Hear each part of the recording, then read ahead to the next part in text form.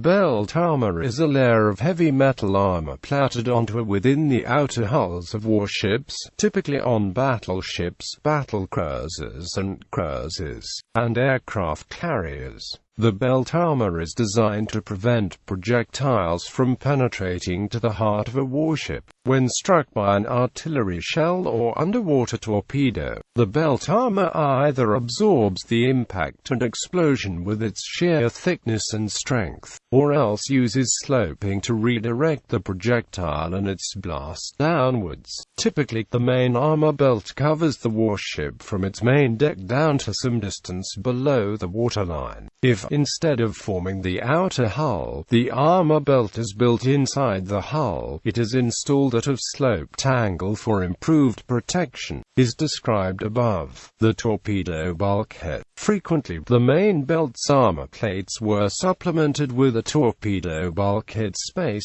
several meters behind the main belt, designed to maintain the ship's watertight integrity even if the main belt was penetrated. Furthermore, the outer spaces around the main belt in some designs were filled with storage tanks that could contain fuel oil, seawater, or fresh water. The liquids in these tanks absorb or scatter much of the explosive force of warheads and shells. In other designs, the outer spaces were left empty, allowing some of the initial blast wave to dissipate, while the inner liquid layers then absorbed shrapnel and spread the shock wave out over a larger area. To deal with the leakage from the tanks and incoming seawater, an armored holding bulkhead prevented liquid from entering other parts of the ship. This multi-layer design is featured in the cross-sectional drawings of Tirpitz and King George V.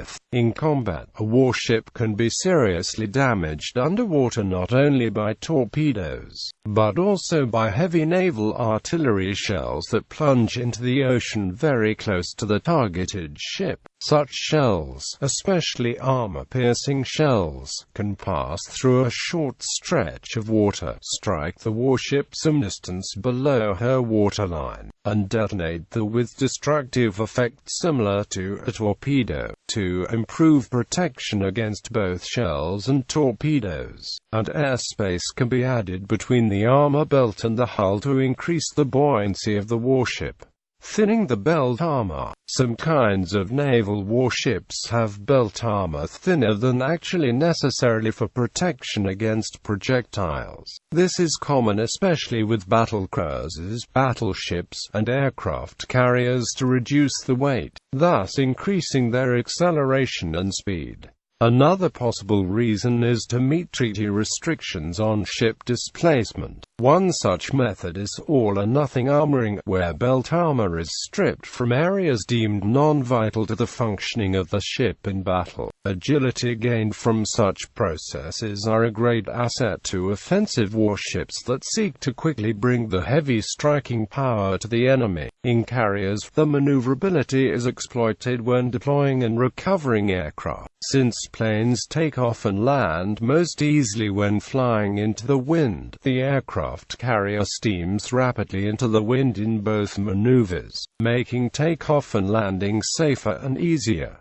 To this end, nearly all large aircraft carriers have had speeds of 30 knots or more. For example, the sister ships US Lexington and US Saratoga, the second and third aircraft carriers to enter the U.S. Navy in 1927.